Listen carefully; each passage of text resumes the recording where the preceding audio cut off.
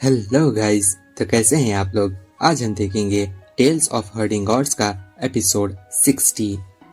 अब तक हमने देखा था कि पैट्रियार्च चेन्मू को बताया होता है कि साउथ बॉर्डर के ऊपर कुछ हलचल हो रही है, जिसकी वजह से बहुत सारे स्कूल के स्टूडेंट्स वहां की हलचल को संभालने के लिए जा रहे होते हैं, जिनमें चिन्मुओं का जहाज सबसे लेट आया होता है। लेकिन फिर भी वो फायर थीफ की जहाज में बैठकर सबसे स्पीड जा रहे होते हैं, जिसे देखकर वो मोटा कहता है कि इस जहाज की स्पीड तो बहुत ही तेज है, दिखने से तो ये बाहर से कबाड़ा लगती है।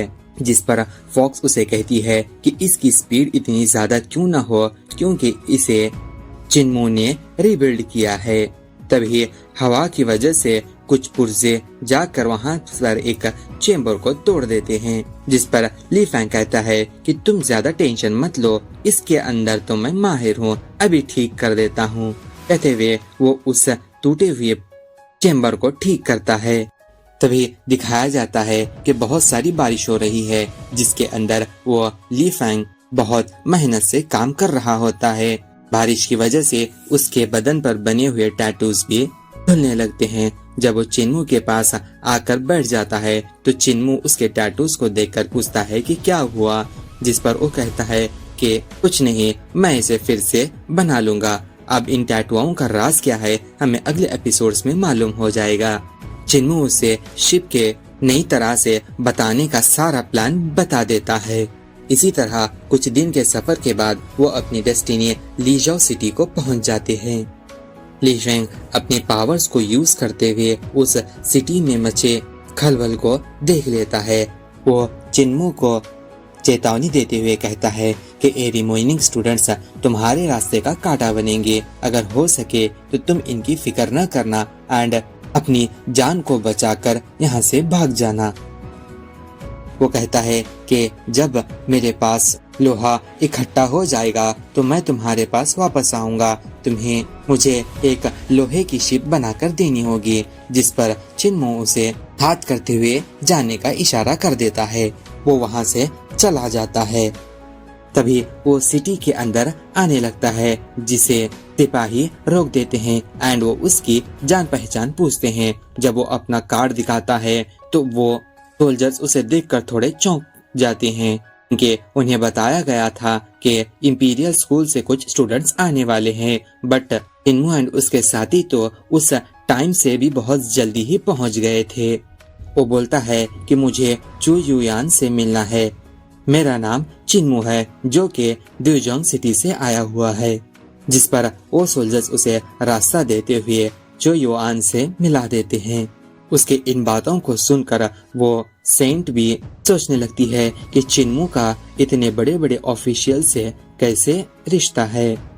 चुयान, जो कि वहां पर बसे आर्मी की जनरल होती है, वो चिन्मू को देखकर कहती है कि भाई, मैंने तुम्हारा नाम भैया से बहुत सुना है, तुम तो अब राज्यवैद भी बन चुके हो। वो चिन्मू के साथियों को देखकर कह रही होती है कि तुम सबका भाग्य बहुत अच्छा है, क्योंकि तुम्हें चिन्मू के साथ सफर करने का मौका मिला। तभी चिन्मू उस जनरल चेओ से माफी मांगते हुए कहता है कि मुझे अपना अतीत न बताने के लिए माफ कर देना, कि मैं ग्रेट रून से आया हूँ। जिस पर वो जनरल कहती है कि मैंने तुम्हारी जांच तभी से शुरू की थी जब तुम्हारे हुनर को देखा था, क्योंकि पूरे एम्पायर में कोई भी चिन्ह नाम वाली फैमिली नहीं है। तभी वो बॉर्डर्स के ऊपर बात करते हुए कहती है कि सतन बॉर्डर में आजकल बहुत हलचल हो रही है, तुम्हें थोड़ा संभल कर रहना होगा। चिन्मू से कहता है कि मुझे लगता है कि आर्मी के अंदर कोई गद्दार मौजूद है। जिस पर वो जनरल कहती है कि आजकल के जमाने में कौन दोस्त है एंड कौन गद्दार है वो मालूम ही नहीं होता, तुम्हें संभल कर रहना होगा। जैसे कि मैं तो हारे हुए यायोन किंगडम की राजकुमारी हूँ। तुम्हें क्या लगता है कि मैं ऐसे मौके का फायदा नहीं उठाऊंगी? यही तो सही मौका है असल में बगावत करने का। उनके इस बातों को सुनकर चिन्मू के साथी घबरा जाते हैं कि कहीं वो उन्हें भी मार न दे। तभी चिन्मू से कहता है कि बहना, आप तो बहुत अच्छा मजाक कर लेती हो, अब बस भी करो, ये सब लोग बहुत डर जाएंगे। आप तो जानती ही हैं कि ये बगावत इंपीरियल प्रेसेप्टर का एक जाल है। वो जानना चाहते हैं कि किंगडम के खिलाफ कौन है एंड किंगडम के साथ कौन कौन है। जिस पर वो कहती है कि बहुत सारों ने आकर मुझे बगावत करने के लिए उकसाया है, बट हमारे योयान फैमिली के अंदर राजगद्दी की कोई भी वैल्यू नहीं है। हम तो बस अपने लोगों के सुख शांति के लिए जीते हैं। वो कुछ अतीत बताते हुए कहती है कि जब इंपीरियल प्रेसेप्टर हमारे राज्य का दौरा करने के लिए मेरे पिताजी से मिले थे, उन्हें यहाँ पर बसी राजनीति बहुत ही अच्छी लगी थी, बट हम युद्ध के अंदर हार गए, जिसकी वजह से मेरे पिता को राजगद्दी से उतरना पड़ा। मेरा भाई भी उस राजगद्दी की चाहत नहीं रखता था एंड वो भी उसे संभालने के लिए मना किया, तो वो डायरेक्ट मेरे पास आई। चिन्मू उसकी टांग खींचते हुए कहता है, तो आप एक दिन की सम्राट बन चुकी हो। जिस पर वो कहती है कि सम्राट बनना कुछ ज्यादा इम्पोर्टेंट नहीं है। आजकल तो बहुत सारे लोग अपने आप को सम्राट घोषित कर देते हैं, बट इसके पीछे उनके ऊपर पड़ने वाली प्रजा की जिम्मेदारियां बहुत ही बड़ी होती हैं। जब मेरा मुकाबला इंपीरियल प्रेसेप्टर से हुआ था तो ये ताकत उनके सामने कुछ भी नहीं थी, मैं हार गई थी, बट इंपीरियल प्रेसेप्टर ने मेरे लोगों के प्रति मोहब्बत को देखकर उन्होंने मुझे यहाँ का गवर्नर बना दिया एंड हमारे राज्य योयान को पूरे राजधानी का एक हिस्सा बना लिया। तभी से मैं इस एरिया की गवर्नर हूँ एंड अपने लोगों के साथ हंसी खुशी से जिंदगी गुजार रही हूँ। देश को चलाना इतना भी आसान नहीं होता। तभी एक सिपाही आकर संदेश देता है कि 9 नेदर सेक्ट के मास्टर अपने सेक्ट को छोड़कर भाग गए हैं एंड हमारी आर्मी लूजियान के ऊपर कब्जा जमा चुकी है। तभी वो लीजो के बारे में बताते हुए कहती है कि ये एक बहुत ही इम्पोर्टेंट सिटी है, क्योंकि नॉर्थ के अंदर ये राजधानी को जोड़ती है एंड ईस्ट के अंदर त्योबाय सेक्ट को, जो कि बगावत करने वालों का एक मेन गढ़ है। 9 सेक्ट का लीडर इसे क्यों छोड़कर भाग गया है, जिस पर चिन्मू कहता है कि कहीं वो मदद लाने के लिए तो नहीं गया है। जिस पर चौयान कहती है कि दक्षिण की बॉर्डर बहुत ही गहरी है, यहाँ पर कुछ ऐसे राक्षस भी मौजूद हैं जिन्होंने पहले इंपीरियल प्रेसेप्टर को मारने की कोशिश की, वो अभी तक बाहर नहीं आए हैं। पता भी नहीं कि पुराने जमाने का कोई देवता भी अभी जिंदा है या नहीं। अगर वो भी हमारे खिलाफ हो जाए तो बहुत ही मुश्किल हो जाएगी। सुनने में आया है कि 9 सेक्ट के लोग अंडरवर्ल्ड का दरवाजा खोलकर अपने सिपाहियों की सोल्स को रिटर्न कर सकते हैं। जिस पर चिन्मू कहता है कि मैंने उनकी वो टेक्निक्स को पढ़ा है, बट उसके अंदर बहुत सारी कमियां हैं। मुझे नहीं लगता कि वो सही तरीके से उस मेथड को यूज करेंगे। तभी एक और सिपाही आकर संदेश देता है कि जनरल शाओये बगावत कर चुका है एंड वो अपनी चुनी किंगडम को वापस लेने के लिए आ रहा है एंड हमारे आर्मी की घेराबंदी कर रहा है। वो कहती है कि विरोधियों ने बहुत ही अच्छी चाल चली है। वो चिन्मू और उसके साथियों को कहती है कि तुम जाकर लूजियान सिटी को देखो, मैं इस जनरल को संभाल कर आती हूँ। जाने के बाद सबसे पहले 9 सेक्ट के लोगों के बॉडियों को जला देना। तुम्हारे रिमेनिंग 20 साथी भी आज रात तक वापस आ जाएंगे। ये कहते हुए वो वहाँ से चली जाती है। जब चिन्मू वहाँ पर पहुंचकर उन बॉडियों के ऊपर लगे निशानों को देखता है तो वो सोचने लगता है कि ये निशान तो उस सोल गाइड्स में दिए हुए निशानों से बहुत ही अलग हैं। सिपाही उन सारे मुर्दों को जला रहे होते हैं। तभी चिन्मू को एक बात याद आती है कि कहीं इन्होंने जानबूझकर तो अपनी किताबों के अंदर रॉन्ग इन्फॉर्मेशन तो नहीं लिखी ताकि इंपीरियल कोर्ट को इनके टेक्निक्स के बारे में मालूम न हो जाए। तभी वो सारे लोगों को चौकन्ना करते हुए कहता है कि जल्द से जल्द सभी लोगों को इन्फॉर्मेशन फैला दो कि ये एक ट्रैप है एंड हम उस ट्रैप के अंदर फंस चुके हैं। जिसकी बातों को सुनकर सब लोग शॉक में आ जाते हैं। तभी वो जलते हुए मुर्दे ग्लो करना शुरू करते हैं एंड कुछ दूर से उन्हें ड्रम्स की बजाने की आवाज आ रही होती है एंड वो देखते हैं कि उन्हें जिस चीज का डर था वो शुरू हो चुका है, क्योंकि नाइन नेदर के सेक्ट वालों ने अंडरवर्ल्ड से अपने साथियों की सोल्स को बुलाना शुरू किया था। जिनमें अपने साथियों को कहता है कि जल्द से जल्द इन सारे बॉडीज को ठिकाने लगा दो, किसी भी बॉडी को उस फॉर्मेशन के अंदर जाने मत दो, वरना ये फिर से जीवित होकर हमारे साथ लड़ने के लिए वापस आएंगे। सारे लोग उन बॉडीज को गाजर मूली की तरह काटकर फेंक रहे होते हैं।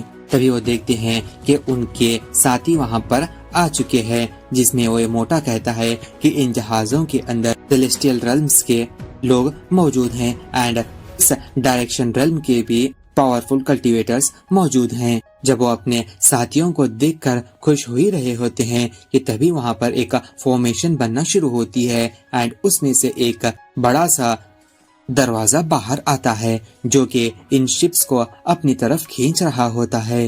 वो शिप्स उससे बचने की बहुत कोशिश करते हैं बट आखिरकार वो दरवाजा उन्हें अपने जैकेट में ले लेता है, जिसे देखकर मोटा कहता है कि ये अचानक सा दरवाजा कहाँ से प्रकट हुआ।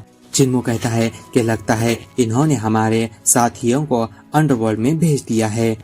तभी दिखाया जाता है कि अंडरवर्ल्ड से बहुत सारे मुर्दे जीवित हो रहे होते हैं, जिन्हें देखकर चिन्मू के साथी फाइट के लिए रेडी होते हैं, जिन्हें चिन्मू शांत कराता है। वो कहता है कि इतना गड़बड़ मत करो, ये कोई ट्रैप भी हो सकता है। जिस पर वो लड़की कहती है कि कहीं तुम इन मुर्दों को देखकर डर तो नहीं गए। तभी वहाँ पर बहुत सारे तिलिस्मांस उड़ना शुरू करते हैं, जिन्हें देखकर चिन्मू कहता है कि ये तो इमोर्टल सेक्ट के लोग हैं।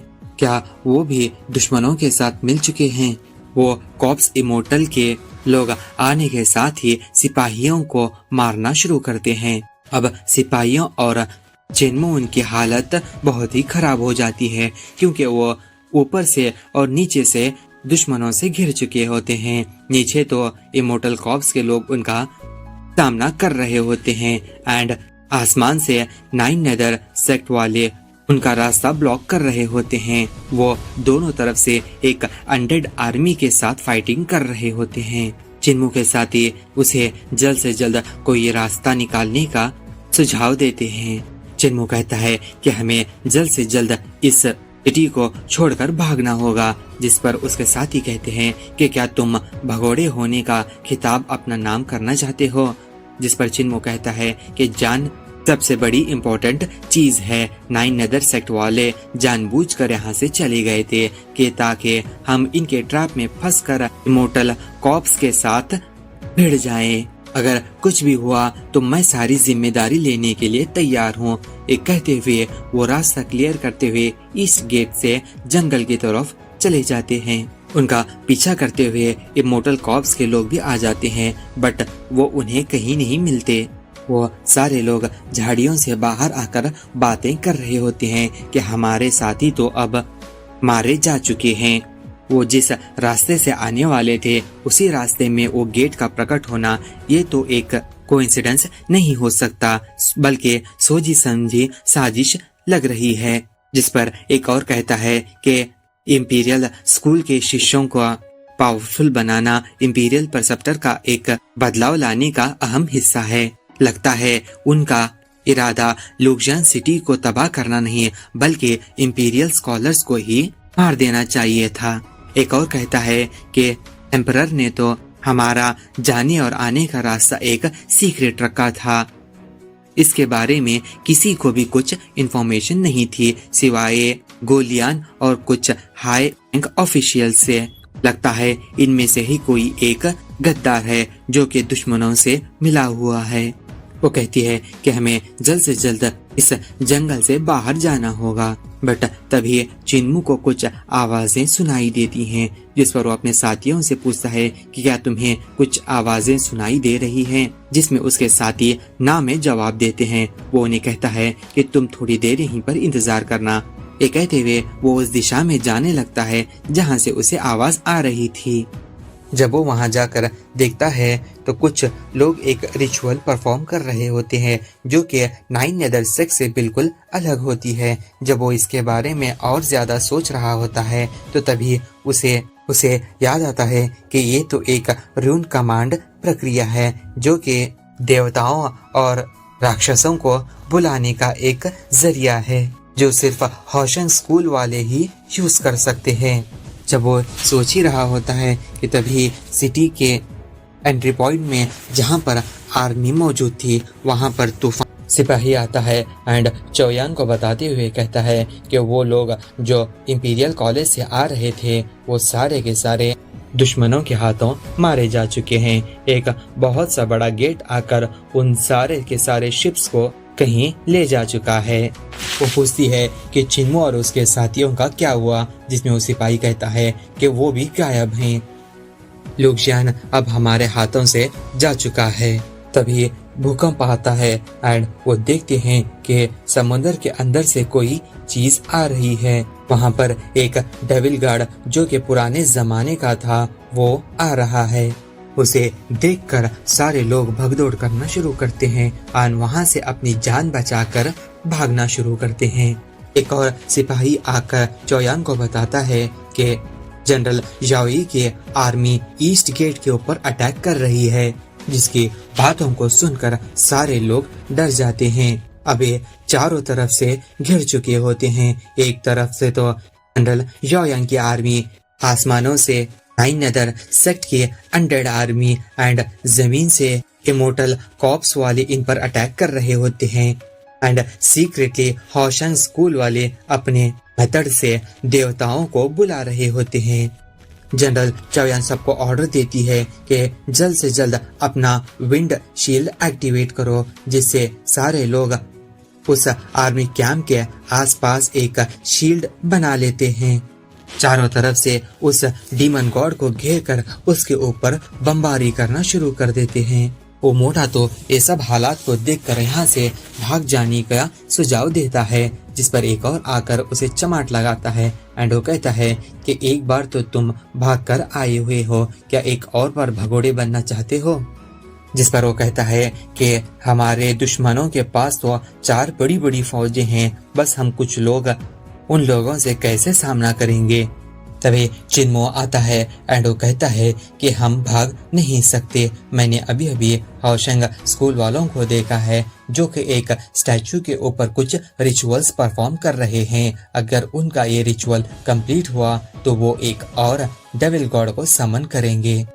तब तो दो डीमन गॉड्स मिलकर सिस्टर जॉय के ऊपर हमला करेंगे एंड पूरी ल्यूजू आर्मी को तबाह व बर्बाद करेंगे। इस पर वो जोश से सबको पूछता है कि कौन कौन मेरा साथ देगा इन दुश्मनों को मारने में। तो आज के एपिसोड में बस इतना ही। इन द कमिंग एपिसोड हम देखेंगे कि क्या हौशंग स्कूल वाले अपने दूसरे डेमन गॉड को भी समन करेंगे। जब इसकी इंफॉर्मेशन इंपीरियल परसेप्टर को होगी तो वो क्या कार्यवाही करेंगे। क्या ल्यूजन आर्मी इंपीरियल परसेप्टर के आने से पहले इन दुश्मनों के सामने में रुकी रहेगी या कुछ और होगा। तो तब तक के लिए bye. Don't forget to like, share and subscribe.